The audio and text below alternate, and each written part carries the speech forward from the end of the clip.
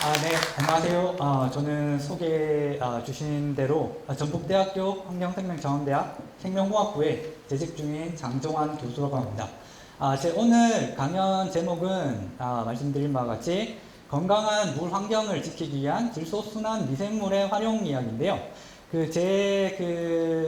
제가 재직 중인 생명공학부에 제가 운영 중인 그런 미공개 연구실 이름이 미생물 생태학 연구실이에요. 그러니까 환경 속에는 아주 다양한 미생물이 존재를 해요. 세균, 뭐 곰팡이를 비롯해서 뭐 조류, 뭐 다양한 미생물이 존재하는데 그 와중에 해로운 미생물도 분명히 존재를 하지만 유용한 미생물도 아주 많이 존재를 해요.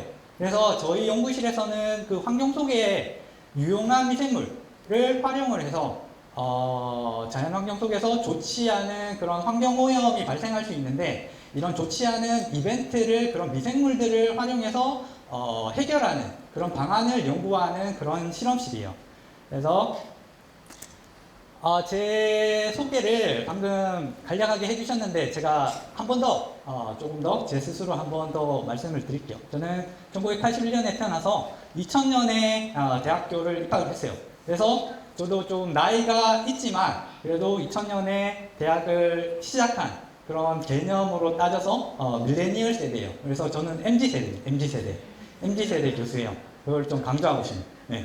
그래서 2000년에 경북대학교 대구광역시에 거주하는 경북대학교 미생물학과에 입학을 했는데 재학 중에 제가 군대에서 현역 공부를 하는 동안 이 미생물학과가 생명공학부로 통합이 돼서 졸업할 때는 생명공학부로 졸업을 하게 됐습니다. 그리고 저는 뭐 그때 좀 질풍노도의 시기가 좀 늦게 와가지고 다양한 그런 경험을 해보고 싶었어요. 그래서 이런 학업 외에도 뭐 캐나다 워킹홀리데이를 다녀오고 여행도 많이 하고 그래서 졸업이 많이 늦어졌어요. 그래서 여러분께 좀 희망적인 말씀을 좀 드리고 싶은 부분이 이렇게 대학교를 가서 뭐 학업에 조금 소홀하는 그런 기간이 있다고 하더라도 아니면 그 전에라도 좀 더 포기하지 않고 계속 학업을 유지를 하고 관심을 갖는 부분에 열심히 활동을 한다면 결국에는 뭐 제가 아주 성공한 사람이라고는 할 수는 없지만 그래도 교수가 임용이 되고 그래도 사회에서 제 구실을 할 수 있는 그런 기회는 항상 있다라는 걸 한번 말씀드리고 싶어요.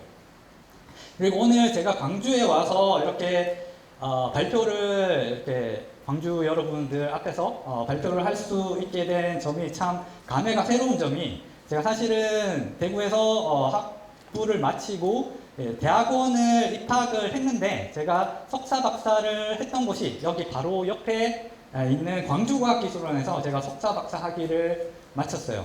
그리고 제가 이 미생물에 대해서 너무 관심이 많아서 고등학교 때부터 그래서 이 학부를 마치고도 이 미생물을 좀 활용해서 연구를 하는 그런 대학원 실험실을 찾았는데 마침 광주과학기술원의 이 환경공학부의 허길 교수님께서 환경 속에 있는 유용한 미생물을 이용해서 이 환경 오염 물질을 분해하는 그런 연구를 하시는 분이 있다는 걸 알고 이분과 컨택을 해서 여기 대학원 연구실에 입학을 해서 제가 석사학위를 받게 됐습니다. 그 이후에 2015년에 제가 졸업을 하고 학위를 받고 나서도 더 계속 연구를 하고 싶어서 연구 경력을 쌓고 싶어서 미국의 미네소타 대학교의 박사후 연구원으로 제가 가게 됐고요. 그래서 2021년까지 계속 그곳에서 연구를 했었고 2021년이면 한창 코로나가 유행하던 그때였는데 마침 운이 좋게도 제가 전북대학교 생명공학부에 임용이 돼서 다시 한국에 돌아와서 지금까지 계속 그곳에서 교수 생활을 하고 있습니다. 예, 여기까지 제 간략한 소개를 해드릴 거고 이제 제 동강연 내용을 말씀드리겠습니다.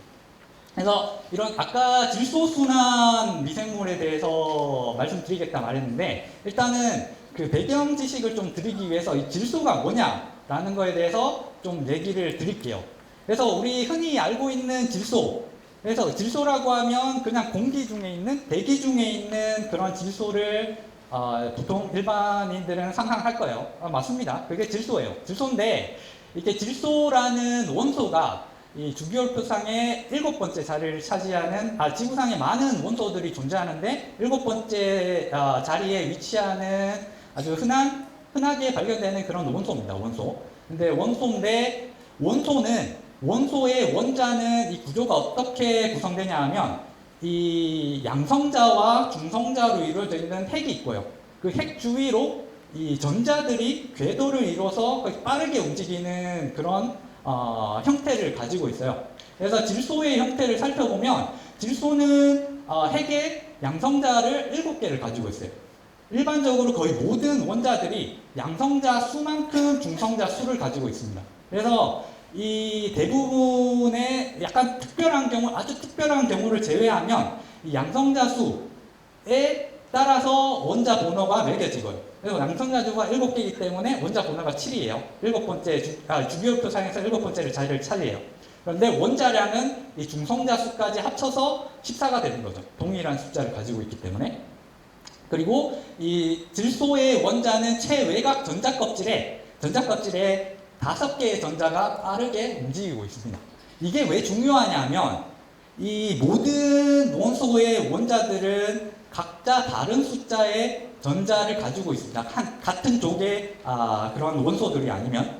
그런데 이 모든 원자들이 최외곽 전자껍질에 8개의 전자를 가지려는 그런 성격을 가지고 있어요. 그래서 이 질소 원자 자체는 불안정해요. 그래서 다른 원자들과 자신과 같은 질소 원자 아니면 다른 원소의 원자와 공유 결합을 하거나 아니면 전자를 주고 뺏고 하는 과정에 이온 결합을 이루려는 그런 성질을 가지고 있습니다. 그래서 이 질소 원자는 항상 원자 하나로 존재를 하지 않아요. 그래서 더 얘기 드릴게요. 우리가 질소는 다른 원자들도 다 마찬가지예요. 질소를 비롯해 산소도 마찬가지고. 그래서 이 질소는 하나의 원자로 존재하지 않고 자신과 같은 원자와 결합을 하거나 아니면 다른 원소의 원자와 결합을 해요. 여기 보시면 아까 제가 질소 원자의 최외곽 전자껍질에는 5개의 전자가 존재를 한다고 그랬죠. 그런데 또 다른 질소 원자도 5개가 존재를 해요. 근데 이 질소 원자끼리 각자 3개씩 서로 공유를 하게 되면 3중 공유 결합이라고 해요. 화학에서는 3중 공유 결합을 하려면 이 왼쪽의 질소 원자도 이렇게 8개의 전자를 가지게 되고 오른쪽의 질소 원자도 8개의 전자를 가지게 되는 거예요. 서로 공유를 하게 되는, 강하게 결합이 되어 있는 거예요.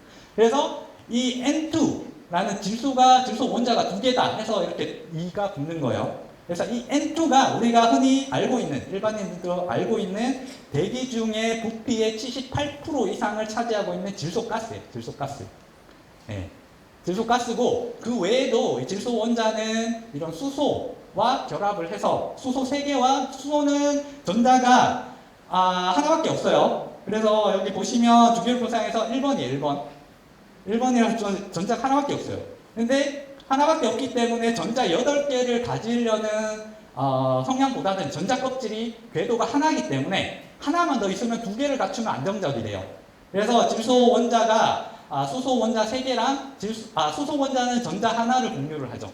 그러면서 2개를 가지면서 안정적이 되고 질소 원자는 수소 3개와 전자 3개를 공유를 하기 때문에 8개가 되는 거예요. 안정적으로 된 이 분자를 우리가 암모니아라고 해요.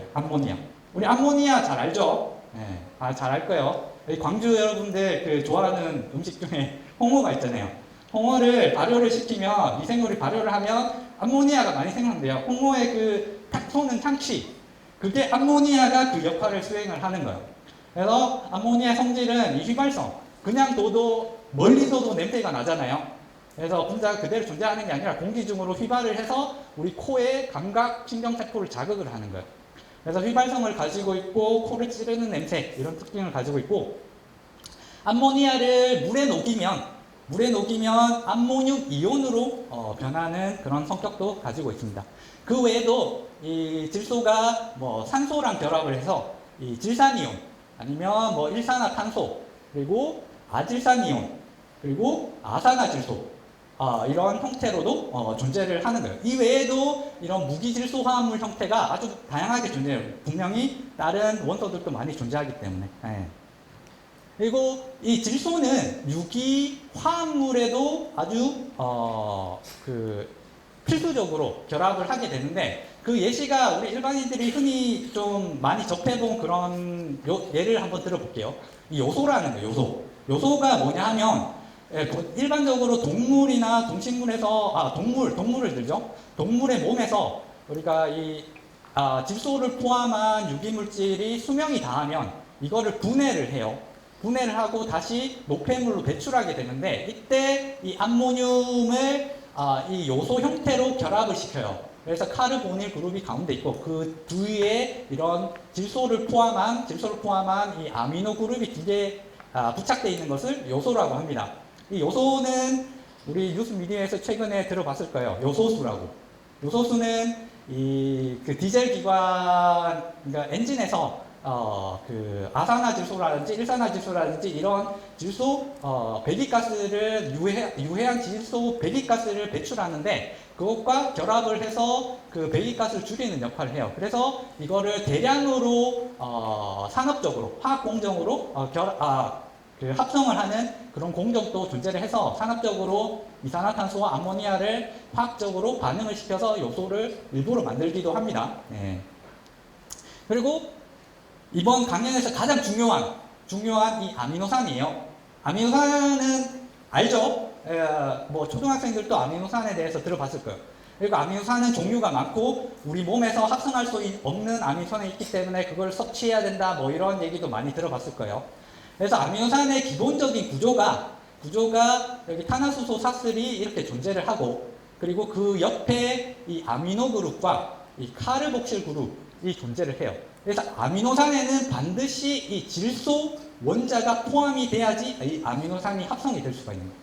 이 아미노산이 왜 중요하냐? 우리 생명체의 기능을 담당하는, 생명체의 필수적인 생명 기능을 유지하고 이거를 발현시키는 데 필요한 유기 분자가 이 단백질이에요. 단백질.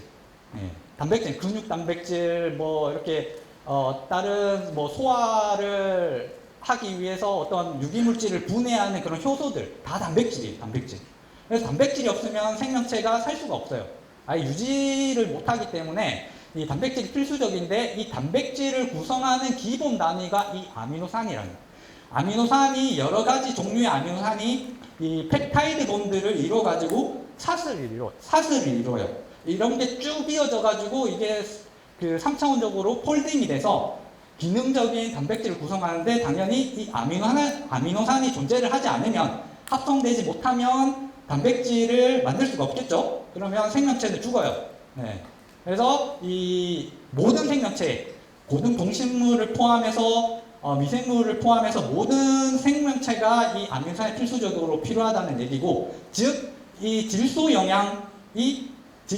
원자가 반드시 생명체에 필요하다는 얘기를 드리고 싶은 거예요. 자, 질소의 순환에 대해서 간략하게 설명을 해보겠습니다. 우리 대기 중에 대기 부피의 78% 이상을 이 질소가스가 차지한다고 제가 말씀드렸어요. 네. 그래서 많이 존재를 하는데, 이 질소가스는 우리 식물이든 우리 동물이든 호흡을 해서 이거를 우리 신체에서 활용을 할 수가 없습니다. 우리가 호흡을 하는 거는 대기 중에 포함되어 있는 산소를 걸러서 나머지 그 대기 중의 가스는 다 그냥 배출을 해요. 질소가스는 우리가 직접적으로 영향을 사용할 수가 없어요. 사람을 비롯한 모든 동물, 식물들이. 그래서 이 질소가스를 생명체가 아미노산이든 다른 필수적인 영양물질을, 유기물질을 만드는 그런 과정을 위해서 아까 말씀드렸던 뭐 암모늄이라든지 암모니아라든지 아니면 질산이온이라든지 뭐 이런 형태로 바꿔줄 수 있는 그런 매개자가 필요한 거예요. 그 매개 역할을 수행을 하는 게 이 질소고정세균입니다. 질소고정세균. 이 질소고정세균은 지금 이 슬라이드에서는 토양 속에 그런 질소순환만 보여주고 있지만, 사실은 이 질소고정세균은 바닷물에도 존재를 하고 강이나 호수나 이런 강수에도 많이 존재를 해요. 일단은 이 슬라이드는 토양만 보여주고 있기 때문에 제가 토양에 대해서만 얘기를 하겠습니다. 그래서 이 질소가스를 토양에 존재하는 질소 고정 세균들이 있는데 이 질소 고정 세균은 어떤 애들이 있냐면 이 토양 속에서 혼자서 이렇게 막 살고 있는 자유롭게 살고 있는 프리 리빙 소일 박테리아가 존재를 하고요. 우리 뿌리옥 박테리아라고 한번 들어보신 분들도 있을 거예요. 이 뿌리옥 박테리아는 이 혼자서 살지 못하고 이 콩과 식물의 뿌리에 감염을 해서 이렇게 혹 같은 기관을 형성을 해요. 그래서 그 혹에 들어가서 질소 가스를 암모늄으로 전환을 하고 그 아미노산을 만들어서 식물에게 직접적으로 전달하는 아주 유용한 미생물이 존재를 해요. 그래서 질소 고정 세균이 그렇게 두 가지 종류가 존재를 하는데 이렇게 만든 이 암모늄이 토양이든 뭐 식물이든 존재를 하겠죠. 질소 가스가 이제 전환이 됐어요. 암모늄으로. 이 암모늄이 전환이 되면 이 암모늄을 이 질화세균이라는 또 다른 종류의 세균들이 암모늄을 뭐 아질산이온 그리고 질산이온으로 산화를 시켜요. 그러니까 이거는 지금 수소가 결합된 질소 원자의 수소가 결합된 형태고 이 질화세균은 수소를 떼내고 산소를 붙이는 거예요. 산화작용을 하는 겁니다. 그래서 이렇게 질산이온이 존재를 하고 이 질산이온 또한 암모늄과 마찬가지로 식물이 흡수를 해서 식물이 스스로 이 암모늄이나 이 질산이온을 자기가 필요로 하는 아미노산이든 아니면 다른 유기물질이든 그걸 합성하는 데 사용할 수가 있는 그 과정을 동화라고 합니다. 동화작용, 이화작용. 우리 들어봤죠? 동화작용은 합성하는 과정. 그리고 이화작용은 분해하는 과정이라고 이해하면 될 거예요. 그래서 이 식물이 다시 죽게 되면 이 식물의 사체들이 분해가 되겠죠. 그 분해 역할을 수행하는 게 곰팡이라든지 이런 아주 다양한 종류의 호기 미생물들이 주요하게 이런 사체들을 분해를 하게 됩니다. 그런 와중에 다시 이런 유기물질로부터 질소를 포함한 유기물질로부터 암모늄이 해리돼서 나오는 거예요. 그래서 이렇게 다시 순환을 하게 되는데 그 와중에 이 탈질세균이라는 친구들이 있어요. 이 탈질세균은 어떤 역할을 수행하냐면 만약에 계속 질소 고정 세균이 계속 지속적으로 역할을 수행하면 이 질소가스가 계속 암모늄으로 변하고 질소가스는 계속 줄어들게 될 거예요. 그렇진 않아요. 그렇기 때문에 이거를 다시 질소가스로 되돌리는 역할을 수행하는 미생물이 이 탈질세균이에요. 탈질세균. 그러면 이게 균형적인 이런 우리가 사람이 전혀 건드리지 않은, 터치하지 않은 사람 활동이 없는 이런 자연 환경에서는 이 균형적인 질소 순환이 지속적으로 유지가 됩니다. 그런데 문제는 사람이에요. 사람이 이 질소 순환을 건드렸기 때문에 이게 균형이 무너지고 환경오염이 발생하게 되는 결과를 낳게 되는 거예요. 그래서 이따가 또 말씀드릴게요. 자, 그 연구 강연 내용을 들어가기 앞서서 좀 흥미로운 질소순환 세균에 대해서 흥미로운 사례를 제가 좀 하나 더 말씀드릴게요. 우리 화약 알죠? 예전에 현대에서 화약을 생산할 때는 화학 공정을 사용을 해요. 그만큼 더 빠르고 경제적이기 때문에. 그런데 옛날에 이제 중세 시대에서 르네상스 시대로 넘어가는 가장 큰 터닝 포인트가 뭐였냐 하면 이런 화약 병기의 발명이었어요. 그래서 뭐 중세 기사들이 갑옷을 입고 막 검을 들고 이렇게 싸웠었는데 이제 화약 병기가 발명이 되고 이게 대량 생산이 되면서 이제 그 중세가 마무리가 되는데 이때 큰 역할을 했던 게 이 화약이라는 화합물이에요. 혼합물입니다. 혼합물. 화약의 구성 성분은 75%의 질산칼륨과 그리고 15%의 숯 그리고 10%의 황으로 이루어져 있습니다. 그래서 이제 가장 중요한 부분이 질산칼륨인데 질산칼륨은 그때 화약을 대량으로 얻어야지 이 화약 병기를 대량으로 활용할 수 있겠죠. 그래서 나라의 그런 국력을 받침할 수 있는 게 이 질산칼륨의 대량 생산이었어요. 근데 이때 중세시대가 언제였냐 하면 1300년대 1400년대 이때가 그 중세시대의 거의 말기라고 할 수가 있는데 이때는 미생물의 존재 자체를 몰랐어요. 그래서 이런 화학적인 질산칼륨을 어떻게 얻느냐라는 거는 아주 경험적인 방법으로 이 사람들이 이루었습니다. 질산칼륨이 뭐냐? 우리가 흔히 말하는 초석, 염초 라고 얘기를 하고요. 영어로는 포타슘 나이트레이트. 그래서 포타슘이 칼륨이죠. 그리고 나이트레이트는 질산 이온을 얘기를 해요. 그래서 화학식은 KNO3. 이게 포타슘 이온과 질산 이온으로 해리가 될 수가 있는데, 자, 이 질산 이온을 만드는 게 아까 질소순환 얘기를 할 때 잠깐 말씀드렸던 지라세균. 지라세균은 토양에 녹아있는 암모늄 이온을 하이드록실아민, 그리고 아질산 이온, 그리고 질산 이온으로 단계적으로 산화를 시키는 이런 호기세균이에요. 호기세균. 산소가 있는 이런 호기적인 토양 환경에서 이런 반응을 일으키는데, 그래서 이렇게 만들어진 질산 이온이 토양 속에 녹아있는 소듐, 그러니까 나트륨이죠. 나트륨 이온과 이 칼륨, 포타슘 이온과 결합을 해서 질산 칼륨이나 질산 나트륨이 토양에 많이 생성이 될 수가 있는 거예요. 네. 그래서 이거를 미생물의 존재도 몰랐고, 그리고 이런 화학적인 반응이 자세하게도 모르는 그 시절에는 경험적으로 이 중세시대에 유럽에서는 어떻게 이 질산칼륨을 대량으로 얻을 수 있었냐면, 이렇게 밭을 만들어요. 밭을 만들면 이 밭에 아주 다양한 토양세균이 존재를 하겠죠. 물론 그 시절 사람들은 이 토양세균의 존재를 몰랐어요. 몰랐지만 사람들이 이렇게 하면 질산칼륨이 많이 만들어지더라 해서 이런 방법을 썼다는 거예요. 그래서 사람의 오줌 그리고 동물의 피를 대량으로 모아가지고 이 밭에다가 뿌려요. 그리고 갈퀴를 이용해서 산소를 통기를 시키면 여기에 있는 세균들이 이 동물의 피라든지 아니면 사람의 오줌에 거기에 포함되어 있는 이 암모늄을 질산 이온으로 산화를 시키게 되면, 당연히 아까 얘기했던 그 토양 속에 자체적으로 녹아있던 칼륨 이온과 결합을 해서 질산 칼륨이 대량으로 생성됩니다. 그래서 미생물의 존재는 1683년에 이제 처음으로 알려졌어요. 안토니 반 루베누크라는 네덜란드 과학자가 있는데, 이 사람이 작은 현미경을 발명을 해서 이 사람이 관찰을 함으로써 미생물의 존재를 처음 발명을 했는데, 그 전에도 이렇게 토양에 있는 질소순환 세균을 이용해서 이런 역사적인 터닝 포인트를 만든 사례가 있었다라고 해서 흥미로운 사례라고 해서 제가 한번 소개를 해드린 거예요. 솔직히 질소순환 세균이긴 하지만, 유명한 세균이긴 하지만 본 강연하고는 좀 다른 방향의 얘기이기 때문에 그냥 흥미로운 사례로 한번 이야기를 해봤습니다. 예. 자, 이제 본격적인 얘기를 할게요. 식물이든 동물이든 질소 영양이 필수적으로 필요로 된다라고 말씀드렸죠. 식물을 위한 질소 영양. 식물은 토양 속에 있는 암모늄 아니면 질산이온을 뿌리를 통해서 흡수해서, 그래서 필요한 질소 유기화합물, 아미노산이라든지 다양한 유기화합물을 만들어낼 수 있는 능력을 가지고 있어요. 단지 이 질소 가스는 그대로 이용할 수가 없습니다. 그래서 이렇게 뿌리옥 박테리아, 이 콩가식물의 뿌리 혹으로 감염돼서 이 혹 속에서 존재하는 뿌리옥 박테리아, 그리고 토양 속에서 혼자 프리리빙을 하면서 사는 질소 고정 세균들에 의해 가지고 이 질소 가스가 N2가 이제 암모늄으로 전환이 돼요.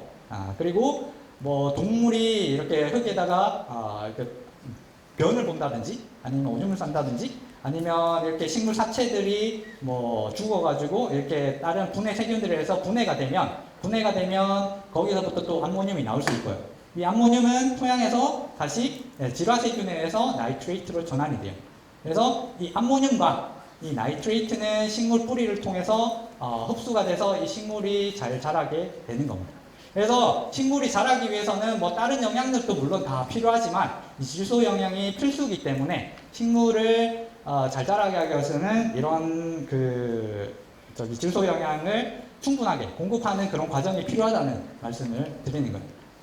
자, 그러면 이 자연 상태에서 그냥 사람이 터치하지 않은 그런 숲이라든지 야산이라든지 이런 데서는 그냥 질소가 그냥 순환이 되면서 자연적으로 이 생태계가 유지가 돼요. 근데 중요한 문제는 뭐냐면 특히나 우리 산업화 시대에 들어서고 현대 시대에 들어서면서 인구의 폭발적인 증가가 발생을 합니다. 그런 폭발적으로 증가한 인구를 서포트하기 위해서는 식량의 대량 생산이 필요를 해요. 그래서 농경의 대량 이런 공장화 이런 게 이루어지죠. 그래서 특히 미국이나 이런 중서부 지역을 다큐멘터리나 아니면 직접 방문해 보면 거기에 엄청난 크기의 농장들이 많이 존재해요. 거기서 대부분 재배하는 작물이 뭐냐 하면 이런 소이빈, 그러니까 대두라든지 아니면 옥수수라든지 이런 작물들을 재배를 하는데, 특히나 옥수수나 대두 같은 경우에는 많은 질소 영양을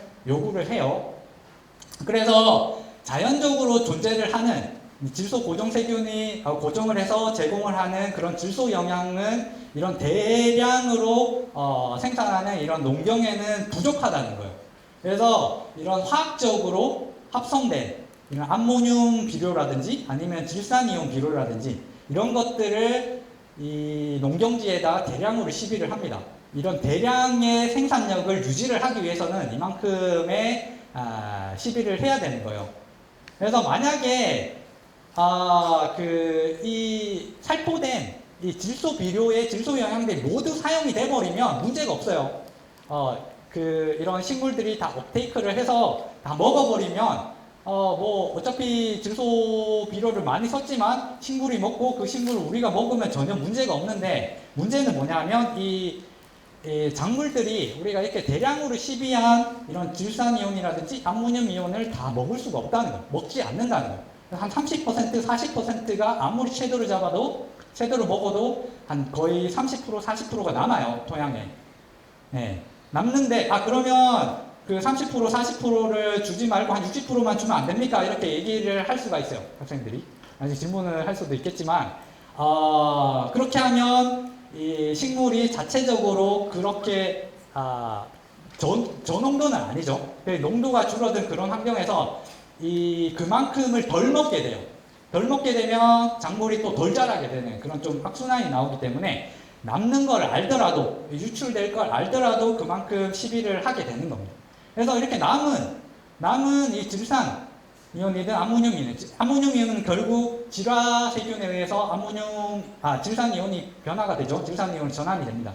이렇게 남은 농경지에 남은 많은 양의 질산 이온들이 강무, 그러니까 비가 많이 오거나 아니면 우리가 식물에게 이렇게 관계를 하죠. 물을 뿌려줘요. 그런 와중에 물에 녹아요. 이온들은 물에 녹는 성질이 가지고 있습니다. 그래서 물에 녹아서 지하수로 침출이 되거나 아니면 농지가 범람을 해서 강이나 호수로 그대로 방출이 돼요.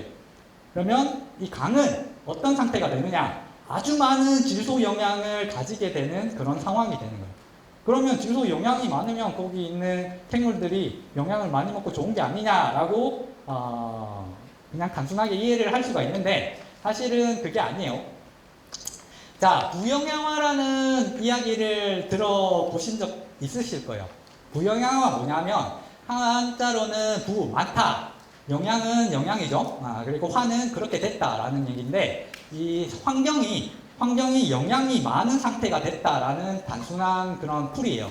영어로는 유틸리피케이션인데, 수중의 영양염의 농도가 자연 상태, 균형 상태일 때보다 훨씬 많이 녹아있는 그런 높은 상태를 얘기를 해요. 그래서 영양염은 어떤 게 있느냐? 탄소 영양, 질소 영양, 인 영양, 이렇게 주요하게 세 가지를 보통 얘기를 하는데, 우리는 질소 순환에 대해서 얘기를 하고 있으니까 일단 질소 영양만 얘기를 할게요. 그래서 질소 영양은 이 암모늄이나 질산이온을 얘기를 해요. 질산이온. 그래서 이 영양이 많아지면 물속에 많은 영양분이 있으면 이거를 자유롭게 사용할 수 있는 미생물들이 그거를 먹고 엄청나게 증가를 하게 됩니다. 네. 미생물이 많이 증가를 하게 되는데 이게 아주 나쁜 영향을 끼친다는 거예요. 참고로 동물은 이런 암모늄이나 나이트레이트를 직접적으로 이용을 못해요. 우리가 질소 영양을 먹겠다고 암모니아수를 이렇게 마신다고 해서 질소 영양을 보충할 수가 없습니다. 동물은 무조건 아미노산, 단백질 형태로 섭취를 해야 질소 영양을 충족할 수가 있습니다. 그거는 그냥 기본 지식으로 한번 전달해 드려봤어요. 그래서 이게 미생물들이 엄청나게 증가를 하게 되는데, 이게 어떤 현상을 일으키냐? 우리 녹조 많이 들어봤죠? 녹조 현상을 일으켜요. 녹조. 이렇게 강이나 호수에 이런 질소 영양, 인 영양이 많이 풍부한 그런 상황에서 광합성을 할 수가 있는 이런 조류, 아니면 남조류라고 불리는, 얘는 시아노박테리아인데, 시아노박테리아는 사실은 조류가 아니에요. 조류는 곰팡이와 같은 진핵 미생물이고, 시아노박테리아는 세균입니다. 세균. 그래도 비슷한 성격을 가지고 있기 때문에 그냥 일반적으로 남조류라고 불러요. 남조류. 시아노박테리아가 존재를 하는데 얘네들이 이 질소 영양과 인 영양을 과도하게 섭취하고 증가를 해서 이 호수나 강의 표면을 뒤덮는 그런 현상을 녹조라고 합니다. 녹조. 아니면 적조는 뭐 다른 형태의 조류. 그러니까 적색깔을 가진 그 색소를 세포막에 가지고 있는 조류가 많이 발생을 하면 적조라고 얘기를 하는 거예요. 바닷물에 많이 발생을 해요. 보통 담수에서는 얘는 녹조가 발생하는데, 그래서 시아노박테리아는 그리고 조류는 광합성을 할 수가 있기 때문에 탄소 영양은 별로 요구를 하지 않아요. 그래서 하수 처리장에서 아무리 그런 그 유기물질들 있잖아요. 탄소 유기물질들, 뭐 분변에서 나오든 그런 거를 아무리 많이 제거를 해도 이 강의 질소 영양이나 인 영양이 충분하면 이 그 녹조가 발생할 수가 있다는 거예요. 왜냐하면 얘네들은 탄소 영양을 광합성을 해서 스스로 이런 탄수화물을 합성을 해버리기 때문에, 그래서 이 질소 영양의 과도함이 녹조에 크게 영향을 끼친다는 겁니다. 그래서 물에 과도하게 번식해서 물의 색깔이 이렇게 변하는 현상이에요. 왜냐하면 이 흔히 얘기하는 이 녹조류나 아니면 시아노박테리아는 자기 세포막에 광합성을 하는데 필요한 광세터가 이 녹색 색깔을 반사시키는 색소를 가지고 있기 때문에 녹색을 가지고 있는 거예요. 그래서 우리 흔히 알고 있죠. 녹조가 환경 오염이다, 해롭다, 그리고 수생생물에게 큰 해를 끼친다라고 알고 있는데, 그거를 제가 조금 더 간단하지만 한번 단계적으로 왜 어떻게 이 수생생물을 죽이는지를 한번 정리를 해봤어요. 그래서 녹조 현상의 결과, 그래서 광합성 미생물, 조류나 시아노박테리아 과도하게 이제 증식을 했어요. 그래서 이 지표수 표면을 덮어요. 덮였죠? 이 표면을 덮었어요. 그러면 이렇게 표면에 덮여 있는 부분은 이 대기 속에 있는 산소가 이 지표수 표면을 접촉하지 못하게 만드는 거예요. 그래서 대기 속에 있는 산소가 물 속에 녹아들지 못하게 산소 용해를 방해를 하는 그런 과정이 있고요. 그리고 이렇게 많은 광합성 미생물 세포들이, 물론 낮에는 얘네들도 광합성을 하면서 산소를 생성을 해요. 근데 밤에는 얘네들도 산소를 호흡을 합니다. 그리고 이 미생물 세포들이 결국은 죽어요. 많은 미생물 세포들이. 그럼 이 죽은 세포들을 이 분해하는 미생물들이 물속에 존재를 합니다. 그럼 분해하는 과정 중에 이 산소를 소모를 하게 되는 거예요. 그 이중고를 겪는 거죠. 대기 중에 있는 산소가 녹아들지도 못하는 상황에서 녹아있던 산소를 다 소모를 해버리는 거예요.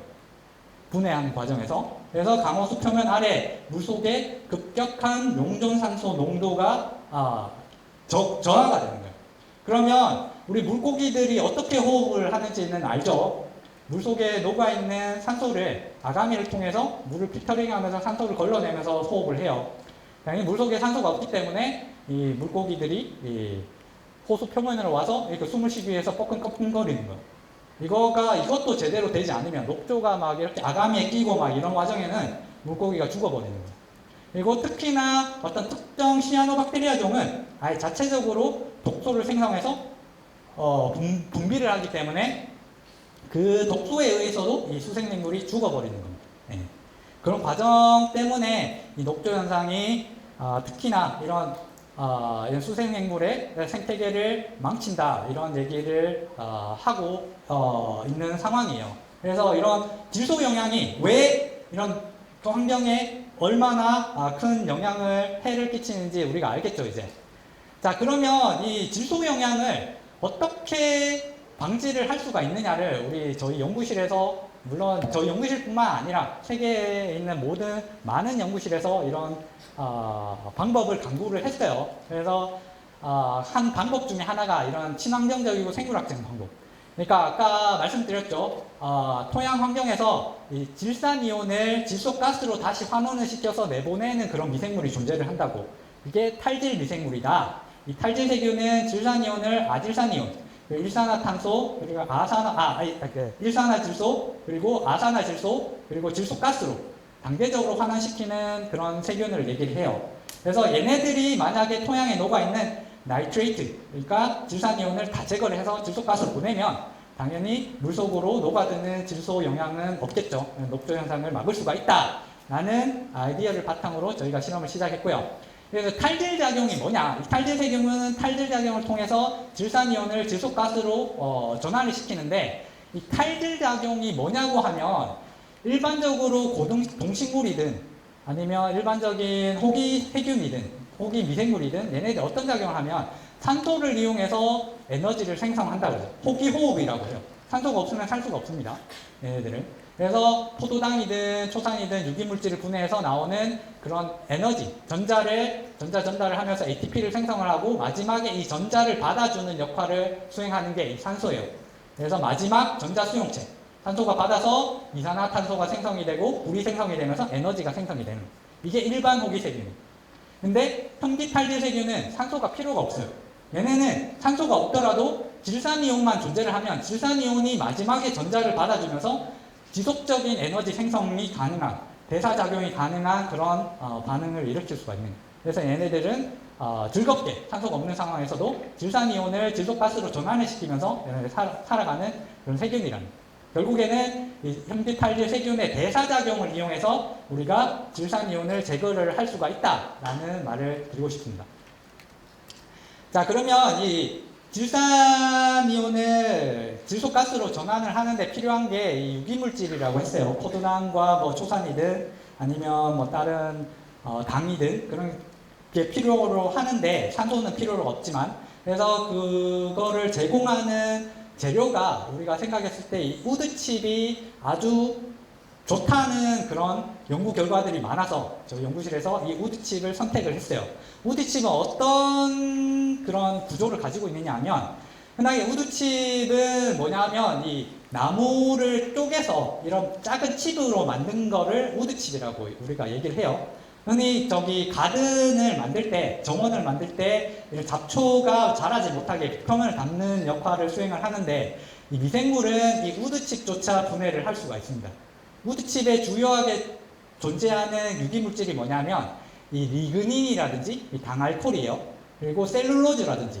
우리 동물은 이 셀룰로즈나 리그닌을 분해할 수가 없어요. 그래서 나무를 먹으면 우리가 살 수가 없는 이유가 이거예요.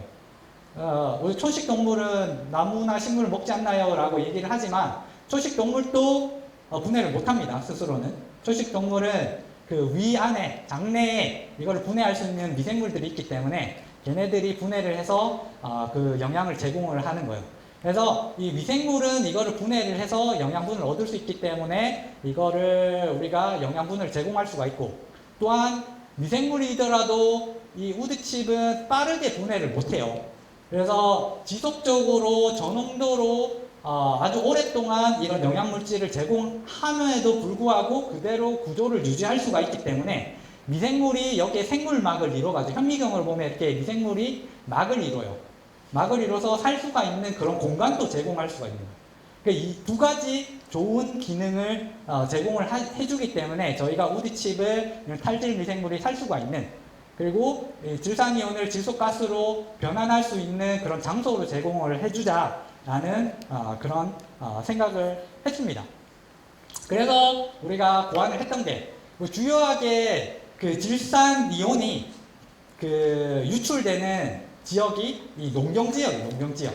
우리가 아까 말했죠. 이런 질산이온이라든지 아니면 암모늄 이온이라든지 이런 걸 비료 형태로 많이 시비를 하고, 그리고 그 섭취되지 않은 그런 질소 영양이 유출되는 곳이 농경지를 경작지라고 했어요.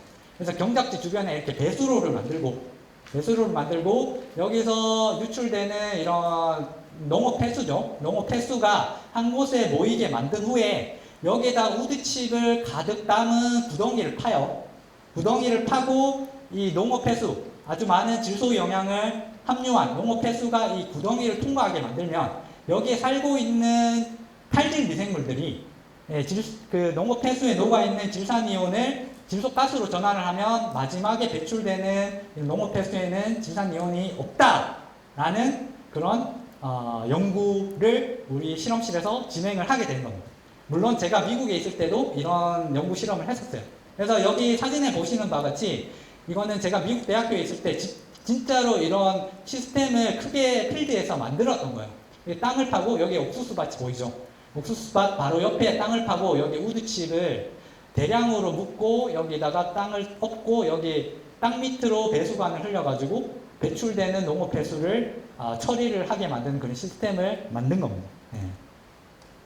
그래서 우드칩 생물 반응기라고 우리가 불러요. 영어로는 우드칩 바이오리액터라고 얘기를 하는데, 우드칩 바이오리액터는 크게 두 가지 종류로 우리가 구분을 할 수가 있습니다. 하나는 방금 보여드렸던 땅 밑에다가, 농경지 바로 옆에 땅 밑에다가 구덩이를 파고 거기에 우드칩을 묻고, 그러니까 배수관을 땅 밑에 우드칩 바이오리액터를 통과하게 만드는 그런 시스템이 존재를 할 수가 있고요. 그렇게 되면 땅 위에 있는 이 부분은 그냥 여기에 뭐 트랙터라든지 아니면 사람이 다닐 수 있는 공간을 활용할 수 있는 그런 이점이 있죠. 뭐 아니면 창고를 짓는다든지. 하지만 좀 안 좋은 점은 뭐냐면 여기에 우드칩이 수명을 다하면 이거를 갈아줘야 되잖아요. 뭐 아까 말씀드렸듯이 우드칩은 오랫동안 지속적으로 공급을 한다지만 결국에는 다 분해가 돼요. 미생물에 의해서. 그렇기 때문에 시간이 지나면 이 우드칩을 갈기 위해서는 이 땅을 파고 다시 다 꺼내서, 부산물을 꺼내서 다시 새로운 우드칩을 넣어주는 그런 번거로움이 존재를 합니다. 그래서 뭐 관계가 되면 이렇게 그 배수로를 통해서 통과를 하게 되고, 질소가스는 가스 형태로 다시 배출이 되고, 물은 배출이 되는 거죠. 다른 종류는 어떤 게 있냐면, 땅 위에다가 이렇게 뭔가 그 구조물을 만드는 거예요. 어떤 구조물이냐면, 탈질 생물 반응기 구조물인데, 이 배수관을 이 위로 하는 그런 구조를 가지고 있어요. 펌핑을 하는 거죠. 농업 배수를 펌핑을 해서 우드칩 바이오리액터의 다양한 미디어를 우드칩뿐만이 아니라 탈질 반응을 가속화시킬 수 있는 다양한 뭐 볏짚이라든지 뭐 옥수수 콩캅이라든지 빠르게 분해되지만 탈질 반응을 더 가속화시킬 수 있는 그런 미디어를 다양하게 깔아서 위에서 물을 뿌려주면 이 물이 농업 배수가 통과하는 와중에 여기에 있는 미생물들이 탈질 반응을 통해서 질산이온을 질소가스로 전환을 시켜서 밖으로 배출하는 그런 시스템이 있어요. 그래서 이 땅 위 우드칩 생물 반응기의 좋은 점은 뭐냐면 이 그 땅 위 생물 반응기처럼 이 우드칩이 수명을 다했을 때 우드칩을 갈 때 땅을 다 파고 다시 갈고 다시 덮고 하는 과정 필요 없이 여기서 쉽게 뭐 여기서 뭐 장치를 만들어 가지고 쉽게 미디어 층마다 갈아낼 수 있는 그런 장점이 있지만, 이 단점은 여기에 공간을 사용해야 된다는 거예요. 그게 좀 단점이라고 할 수가 있습니다. 결국은 기능은 똑같아요. 질산이온을 농업 배수에 녹아있는 질산이온을 강이나 호수로 배출되기 전에 이 탈질 미생물을 이용해서 우드칩을 이용해서 질소가스로 환원을 시킨다. 요거는 같지만 이런 종류가 존재를 한다는 거예요. 자, 그런데 이 우드칩 생물 반응기도 이렇게 전능한 건 아니에요. 만능은 아닙니다.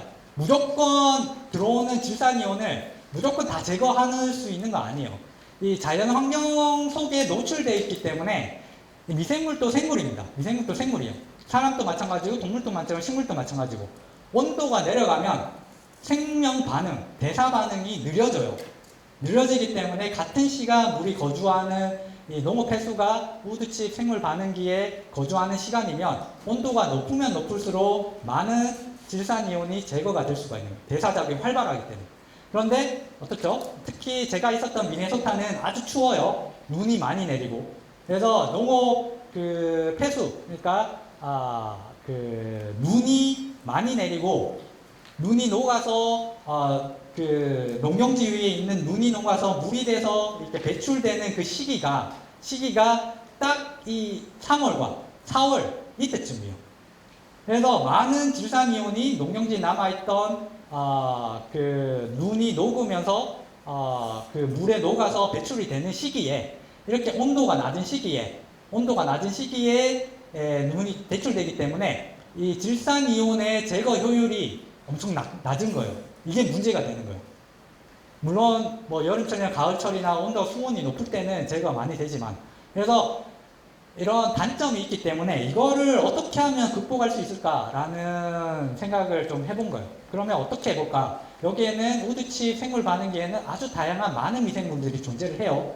저온에서 잘 사는 미생물도 존재를 할 거고, 그리고 저온에서 좀 약한 미생물도 존재를 할 거고, 그래서 균형을 이룬 그런 미생물 군집이 존재를 하는데, 그래서 우리가 이런 군집 속에서 저온에서 활발한 이 균형적인 군집에서는 그 수가 아주 적지만 저온에서 아주 활발하고 탈질 반응을 잘 일으키는 그런 균주를, 세균을 우리가 분리를 해가지고 실험실에서 대량으로 증식시킨 다음에 이거를 다시 우드칩 생물 반응기에 접종을 해서 이 군집을 변화를 시키면 수온이 낮은 농업 폐수가 지나더라도 이 질산이온을 지속적으로 똑같은 효율로 제거할 수 있지 않을까라는 생각을 했던 거예요. 그래서 이 분리 농정하는 이런 실험을 저희 실험실에서 지금 있는 실험실은 아니고요. 제가 미국에 있을 때 그런 실험을 시작을 했어요. 그래서 실제로 이 우드칩 생물 반응기를 운용하는 그런 필드에 나가서 땅을 파고 거기에서 활발하게 여기 미생물들이 활발하게 탈질 작용을 하고 있었겠죠. 네. 그런 와중에 저희가 우드칩을 떠왔어요. 떠와서 실험실에서 우드칩 생물 반응기와 비슷한 그런 환경을 만들었어요. 이렇게 유리병인데 여기서 완전 딱 막아놓고 여기다 질소가스를 대체를 하는 거예요. 그래서 완전 산소가 없는 그런 환경. 그러니까 질산이온을 질소가스로 탈질하는 그런 청기 호흡이 유용한 그런 환경을 만들어 놓고 우드칩을 넣고 여기에 인위적으로 만든 농업 폐수를 넣었어요. 질산이온이 풍부한. 그러면 질산이온이 풍부한 상황에서는 이거를 제거를 하겠죠. 탈질 반응을 통해서. 그래서 이런 환경에서 15도씨, 우리는 저온에서 탈질을 활발하게 하는 미생물을 분리를 해야 되기 때문에 인위적으로 실험실에서 15도씨 온도에서 배양을 한 거예요. 그럼 여기에 이 우드칩에서는 이 15도씨 이 환경에서 활발하게 탈질하는 미생물들이 더 우세하게 변할 거예요. 그리고 이 우드칩을 꺼내서 실험이 끝나고 우드칩을 꺼내서 여기서 DNA를 뽑아내고 우리 새로운 미생물을 분리하는 그런 실험을 실험실에서 수행을 했던 거예요. 그래서 결과를 간단하게 얘기를 해드릴게요. 그래서 여기 보시면 아산화질소의 농도라고 해서 시간에 따라서 이런 그 소우주 마이크로코즘 환경에서 발생되는 아산화질소 양을 우리 GC-MAS라는 장비를 통해서 우리가 측정을 했어요. 그래서 시간이 지나고 약 24시간 때부터 급격하게 증가하는 것을 보이죠.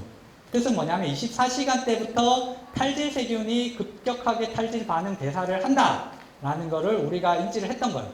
그리고 여기 DOC라는 거는 Dissolved Organic Carbon인데 이건 뭐냐면 이 농업 폐수에 녹아있는 유기탄소물을 얘기를 해요. 그래서 우드칩에서 지속적으로 에너지원을 제공을 한다고 했었죠. 그래서 이 농업 폐수의 우드칩으로부터 지속적으로 녹아들어요. 근데 24시간째부터 더 이상 증가하지 않고 균형을 이루면서 쭉 가는 것을 보실 수가 있어요. 이 말은 뭐냐면 이 탈질 세균이 24시간째 탈질 반응을 주요하게 수행을 하면서 그 에너지원으로 녹아드는 유기탄소원을 사용을 했다는 거예요. 그래서 이 뜻은 뭐냐면 24시간째부터 15도씨에서 이 환경에서는 탈질 세균들이 우세하게 활동을 한다라는 거를 우리가 인지를 했어요. 그리고 DNA를 24시간째의 DNA를 다 뽑아 24시간, 48시간, 72시간째의 DNA를 뽑아서 유전체를 뽑아서 여기에 어떤 미생물들이 우세하게 존재하는지를 알아보는 그런 실험을 했어요. 우리 차세대 염기서열 분석기법이라는 용어를 혹시 들어본 일반인은 잘 없을 것 같아요, 생각에는.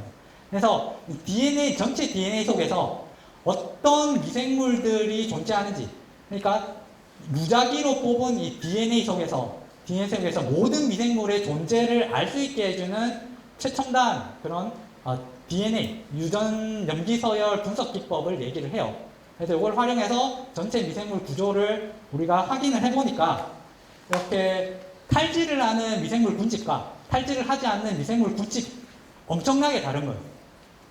그러면 당연히 탈질하는 미생물 군집에서 탈질하는 미생물들이 존재를 할 거라는 걸 우리가 인지를 했죠. 그래서 어떤 미생물들이 어떻게 이 군집의 차이를 나타냈는지를 우리가 통계 분석을 통해서 비교를 해보니까 다양한 미생물들이 그런 군집 차이점에 대해서 기여를 했는데 그 와중에 저희가 집중했던 부분이 이 셀룰로모나스라는 미생물 속이에요.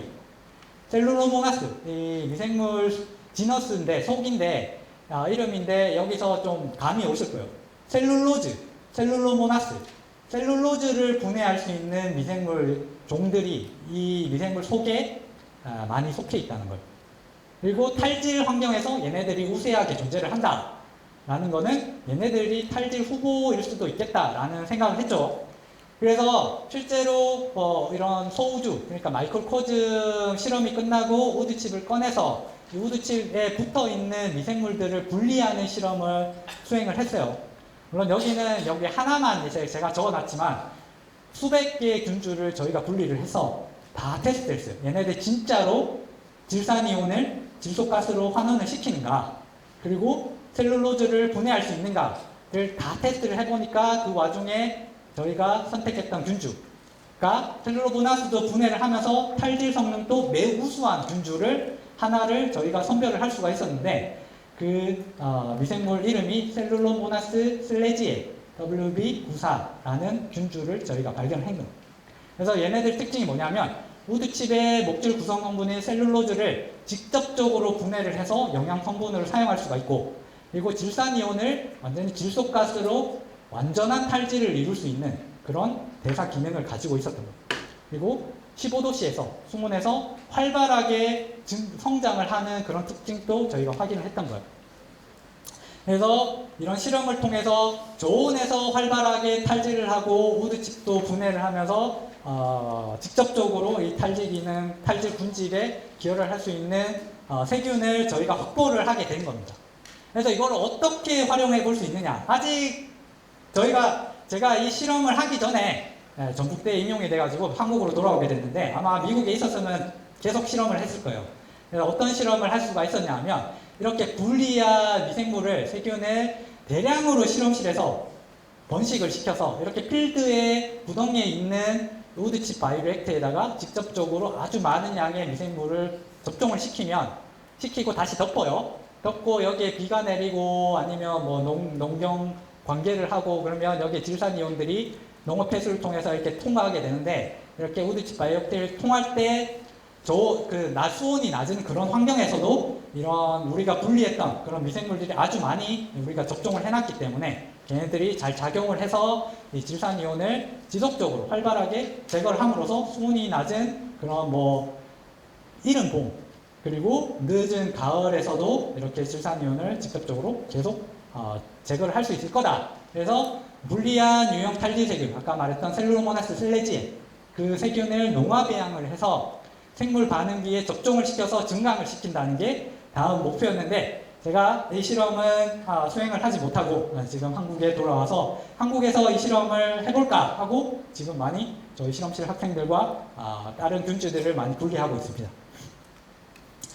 자, 이 우드칩 생물 반응기는 이런 농업 폐수의 질산이온을 제거하는 것뿐만 아니라 다양한 그런 하수라든지 아니면 산업 폐수라든지 거기에도 질산이온이 많이 녹아 있어요.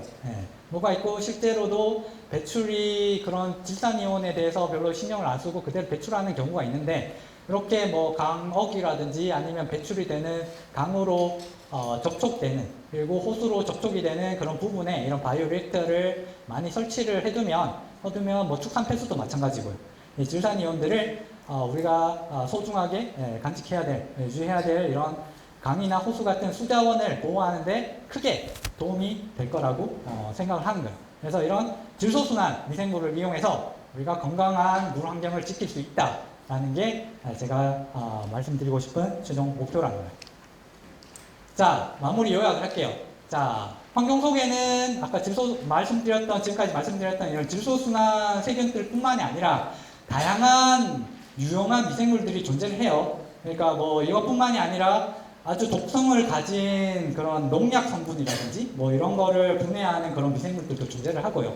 그런 것들을 잘 발굴을 하면 얘네들의 유용한 미생물들의 이런 뭐 질소순환, 탄소순환, 인순환 이런 대사작용을 이용을 해가지고 이런 기능들을 연구를 하고 필요로 하는 그들 대사 기능을 활용을 하면 우리가 인간의 삶에 유용한 방향, 환경을 깨끗하게 유지를 하고 그리고 인간의 건강에 크게 영향을 끼치는 그런 해로운 물질들을 제거를 하는 방향으로 이런 환경 미생물들을 이용할 수가 있습니다.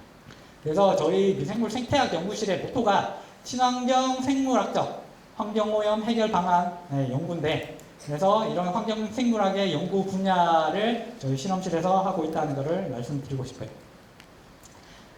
자, 제가 미국에 있을 때 같이 함께 연구했던 그런 연구원들과 함께 옥수수밭 옆에서 찍었던 사진이고요.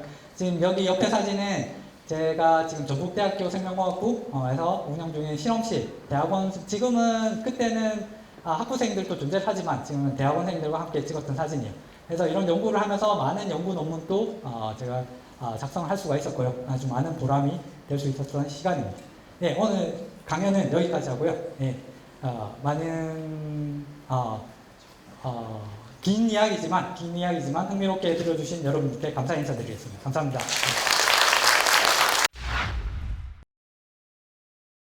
여기 끝에 있는 학생이 제일 먼저 들었던 것 같아요. 네.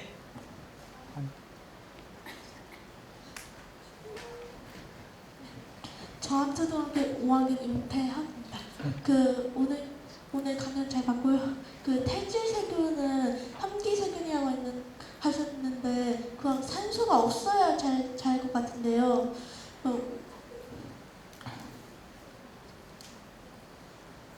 무드층에서 함기 환경이 어떻게 이루어지는지 궁금합니다. 예, 아주 좋은 질문이에요. 물론 탈질 대사는 현기호흡입니다. 현기호흡. 근데 대부분의 거의 모든 탈질 세균이 우리가 흔히 얘기하는 통성현기성이라는 단어가 있어요. 통성현기성이라는 얘기는 뭐냐면 산소가 있어도 살고 산소가 없어도 사는 그런 세균, 미생물을 얘기를 해요. 그래서 탈질 세균은 산소가 없는 환경에서 질산이온을 제거를 해버립니다. 산소가 있는 환경에서는 산소가 에너지를 대사를 하는데 호흡이 훨씬 더 좋은 효율을 내기 때문에 산소가 있는 환경에서는 탈질을 일으키진 않아요. 그래서 우드칩 바이오리액터 안에서 생물 반응기 안에서 어떻게 현기적인 환경이 이루어질 수 있는지를 물었는데 아주 좋은 질문이에요. 그것도 제가 설명을 한다고 하면서 강연을 하면서 잊어버렸던 점인데 여기 보면 우드칩 생물 반응기가 이렇게 존재를 하면 일단 물이 들어옵니다. 땅 속에 묻혀 있어요. 그래서 산소랑 잘 접하지 못해요. 근데 처음에 물이 들어오면 이 물 속에 녹아있는 산소가 존재를 합니다.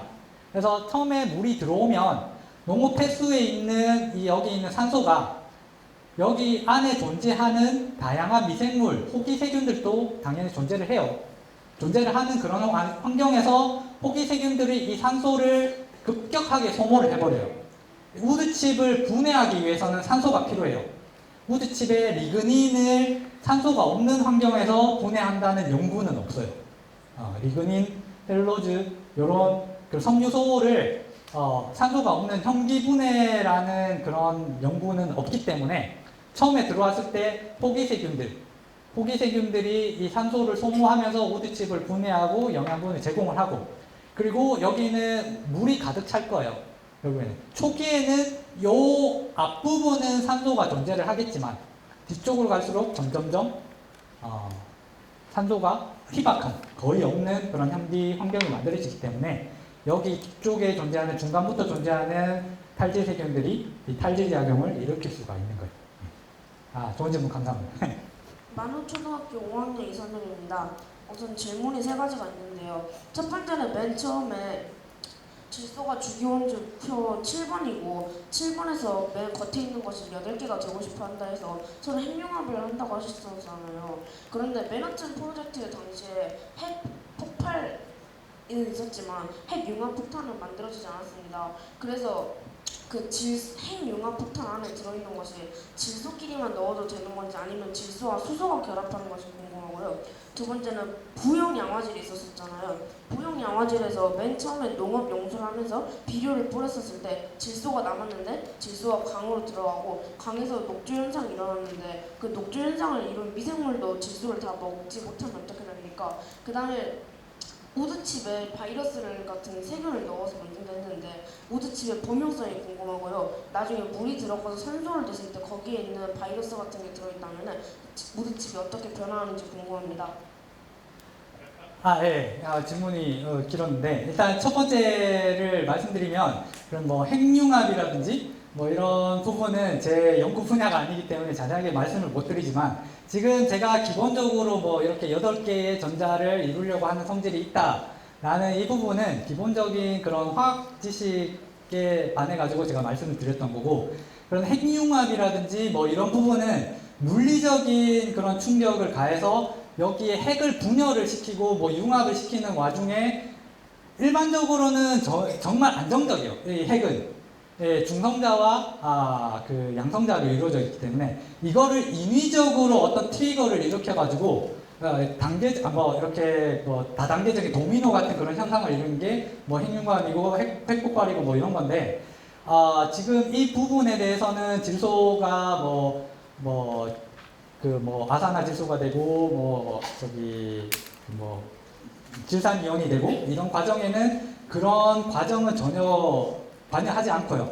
관여하지 않고 그런 뭐 인간이 관여하지 않았을 때 자연적으로 일어날 수 있는 그런 부분을 말씀드린 거예요. 네. 그리고 뭐 왜 어떻게 이렇게 핵융합이 일어나고 동위원소가 어떻고 뭐 이런 얘기는 제가 드릴 수 있는 부분이 아닌 것 같아요. 네. 그래서 그 질문은 좀 넘어가고 그리고 두 번째 질문이 뭐였죠? 좀 길어가지고. 부형 양화 질소요. 부형 양화. 부형 양화를 일으켰을 때 만약에 여기 이 질소 영양을 이 녹조들이 다 이용하지 못했을 때 이렇게 무슨 일이 일어나냐? 그러면 그 질산이온은 그대로 있겠죠? 그리고 실제로도 그래요. 이형이 일으키고 질소 영양이 그대로 존재를 하고 겨울철에는 이 시아노박테리아나 녹조를 일으키는 이 조류들이 성장을 못해요. 온도가 낮기 때문에. 그래서 겨울철에는 따다가 여름에 다른 그 해에는 별로 유입이 없었는데 갑자기 녹조가 다시 발생하는 경우가 있어요. 그때는 남아있던 이 질산이온들을 이제 그 다음 해에 녹조가 다시 사용하기 시작하는 거예요. 그런 지속적인 환경오염이 발생하지 제거를 해주지 않으면. 네.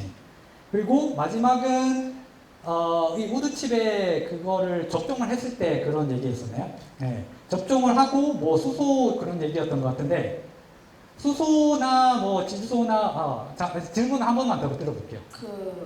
우선 바이러스를 넣어서 우드칩을 약간 개조 느낌으로 했었는데 우드칩의 범용성이 궁금했고 물에 들어가면서 산소를 넣었을 때 산소에 세균이나 바이러스가 동봉되어 섞여 있다면은 우드칩에 들어가서 다른 영향을 끼칠 수 있는데 그러면 능률이 떨어지지 않을까 싶습니다. 예. 그것도 좋은 질문이라고 생각을 해요.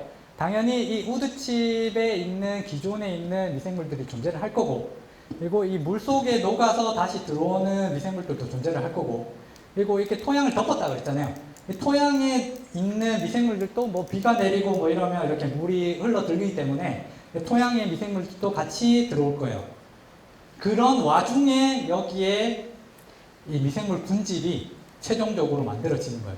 그 바이러스와 물 속에 있는 미생물들, 우드칩에 있는 미생물들, 그 토양에 있는 미생물들 다 합쳐서 여기서 미생물 분집이 안정적으로 최종적으로 만들어지는 거예요. 그게 우드칩 바이오리액터 안에 미생물 분집이에요. 물론 제가 인위적으로 하려는 실험은 여기에 있는 미생물 분집이 균형을 이루는데 거기서 한 종류만 꺼내가지고 아주 증식을 시켜서 다시 접종을 해가지고 이 미생물 분집을 저온에서 활발하게 탈진하는 미생물을 만들어서 그렇게 만들고 싶다는 거예요. 안 해봐서 몰라요, 사실은. 어떤 생태계든 뭐 동식물이든 마찬가지고 미생물 분집도 마찬가지고 이렇게 균형을 이룬 그런 무리가 있으면 커뮤니티가 있으면 이 커뮤니티는 당장 어떤 변화가 일어나더라도 다시 그 상태로 돌아가려는 성질이 있어요. 항상성이라고 해요. 호메오스테이시스라고. 그래서 이 미생물 분질이 제가 만약에 그렇게 유용한 미생물을 분리해서 증식을 시켜서 접종을 하더라도 그게 얼마나 오래 유지될지는 제가 미지수예요. 그래서 그것도 오래 유지될 수가 없으면 오래 유지될 수 있는 또 그런 방법을 또 연구를 하는 게 또 연구 실험으로 넘어갈 수가 있는 다른 연구 실험. 네. 월곡초등학교 3학년 김도준입니다. 질문이 두 가지가 있는데 하나는 미생물을 이용해서 대기오염을 시키는 이산화탄소나 온실가스 같은 것은 정화시킬 수 없는 건가요? 그리고 두 번째는 원소 주기율표에 원소가 양성자 수로 결정된다고 하셨는데 같은 양성자 수를 가진 원소는 존재하지 않는 건가요? 네. 일단은 첫 번째 질문을 말씀드릴게요. 일단 그 온난화 가스를 얘기를 했는데 제가 말씀드렸던 그 산소랑 결합한 질소 무기화합물 중에 이 아산화질소 지금 나이트레이트로 잘못 적었는데 이 나이트로스 옥사이드라고 해요. 이게 이산화탄소보다 훨씬 더 강한 온실가스예요. 그래서 만약에 저희가 우드칩 바이오 리액터에서 질산이온을 아산화질소를 거쳐서 질소가스까지 환원을 시키면 이 아산화질소의 방출을 막을 수 있기 때문에 우드칩 바이오 리액터가 온난화를 좀 방지하는 데도 그 역할을 또 수행을 할 수가 있는데 이산화탄소가 우드칩 바이오 리액터에서 많이 발생한다는 그런 연구 결과는 없기 때문에 그 부분에 대해서는 좀 안전할 것 같고요. 그리고 주기율 표상에서 같은 양성자 수를 가진 그 원소는 없나요? 라고 물었는데 일단은 예, 없는 것 같아요. 근데 이게 그 중성자 수는 다를 수가 있어요. 제가 대부분의 경우에 중성자 수가 똑같은 양성자 수가 있다고 말씀드렸잖아요. 그래서 지금 보면 원자량이 분명히 14여야 되는데 여기 14.007이라고 적혀 있잖아요. 이게 뭐냐면 이게 동위원소라는 게 존재를 해요. 동위원소인데 이 양성자 수는 똑같은 그 원소의 양성자 수인데 간혹 가다가 중성자를 하나를 더 가지고 있거나 두 개를 더 가지고 있거나 그럼 원자량이 더 많은 경우가 정말 드물지만 자연 속에 존재를 해요. 걔네들까지 다 고려를 해가지고 평균적으로 낸 원자량이 14.007이라는 겁니다. 네. 만약에 양성자 수가 따르게 배치가 될 거예요. 우리가 아직 발견하지 못한 원소도 존재를 합니다. 네, 존재를 해요. 네. 그렇기 때문에 아직 무궁무진한 발견이 필요한 그런 상황이에요. 어령초등학교 6학년 정민혜입니다. 그 우드칩을 교체를 하면 교체해서 나온 그 우드칩은 어떻게 폐기되는지 궁금하고요. 그리고 지금 우드칩을 대체할 수 있는 다른 물질은 없는지 궁금합니다. 예, 좋은 질문이에요.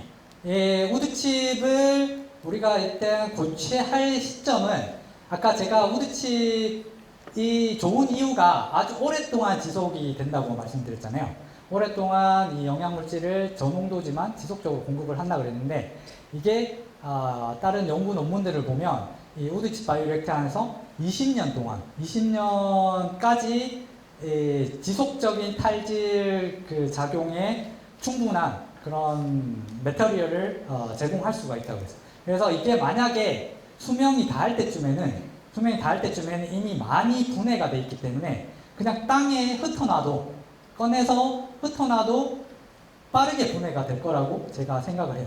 그래서 그 나무들이 숲에서 죽으면 그냥 빠르게 썩어 나가잖아요. 곰팡이들이든 숲에 사는 곰팡이들이든. 그래서 이 우드칩은 이미 우드칩 바이오리액터에서 이미 거의 다 분해가 됐기 때문에 이미 꺼냈을 때는 아마 그냥 손으로만 만져도 그냥 부스러질 정도가 돼 있을 거예요. 그래서 폐기하는 데는 이게 어떤 유해한 물질을 배출하는 것도 아니기 때문에 그냥 땅에 흩어놔도 금방 분해가 될 거라고 제가 생각을 합니다. 네. 질문이 하나가 더 있었죠? 아닌가? 대체할 수 있는 부분은 많아요.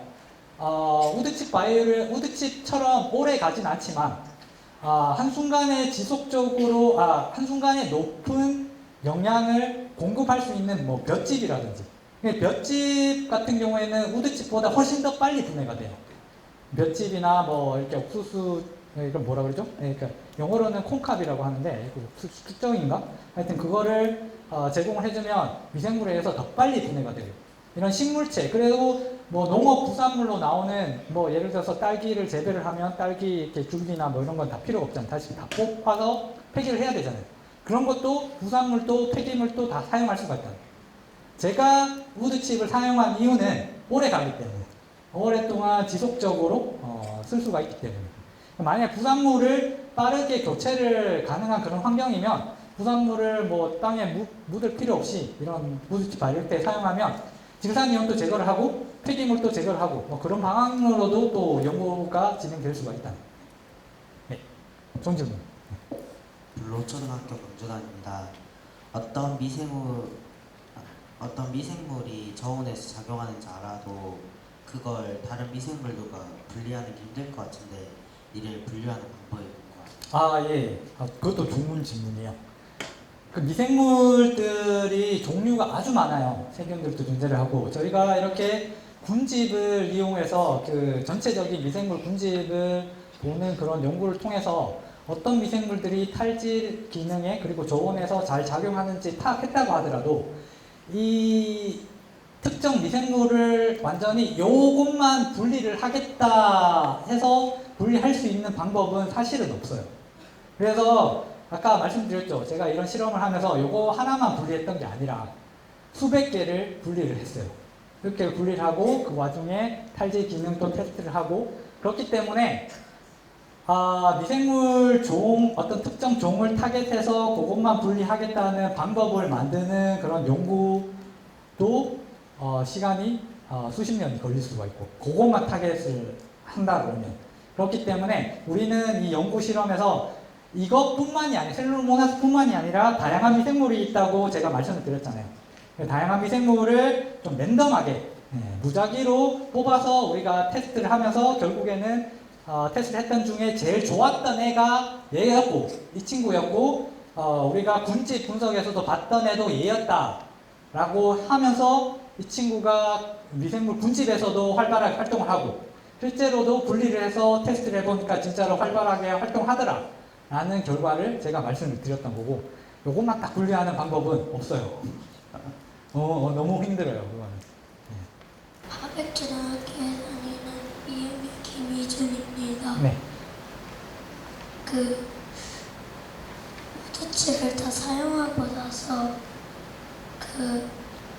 다시 새로 만들 때 그거 환경 오염이 되는지 궁금합니다. 예. 아까 질문했던 것과 좀 비슷한 질문인데요. 우드칩을 다 사용하고 나서 폐기를 할 때 거기서 뭐 유해한 물질이 나오느냐라고 얘기를 했는데 우드칩은 그냥 나무예요. 네, 나무고 우드칩 바이오리액터에 사용했다고 하더라도 여기에 뭐 더 중금속이 묻어나고 뭐 그런 특별한 경우는 없어요. 만약에 농업 폐수에 혹시나 농약 성분이 엄청나게 많아가지고 이 우드칩 자체에 그게 흡착이 될 수가 있는데 그 경우에는 이미 한국은 제가 사정을 잘 모르겠는데 제가 미국에서 연구할 때는 미국에서 농경지에서 농작을 할 때 그 토양 실험을 다 해요. 어떤 관청에서 나와서 여기에 농경을 해도 된다라고 하는 그 기준을 테스트하는 그런 기관들이 있어요. 그래서 그렇게 농업 폐수에 그렇게 중금속이라든지 아니면 농약이라든지 녹아들 만한 그런 환경이 아니기 때문에 이 우드칩을 다 사용하고 나서 폐기할 때도 그렇게 유해한 물질이 나올 확률은 없다고 제가 생각을 합니다. 네. 아까 슬라이드 초반에도 제가 좀 말씀을 드렸던 부분이 제가 광주에서 이렇게 석사, 박사 학위를 받고 광주과학기술에서 다시 교수로 임용이 돼서 이렇게 발표를 초청을 받아서 오게 된 점이 정말 감회가 새롭고요. 그래서 이렇게 여러 뭐 초, 중고등 학생들 앞에서 이렇게 제가 연구했던 지식을 좀 일반인들도 좀 듣기 쉽게 좀 말씀을 드렸는데 좀 흥미롭게 들어주셨길 좀 많이 희망을 하고요. 예, 그리고 이렇게 와주셔서 정말 감사하게 생각을 합니다. 예, 감사합니다. 예.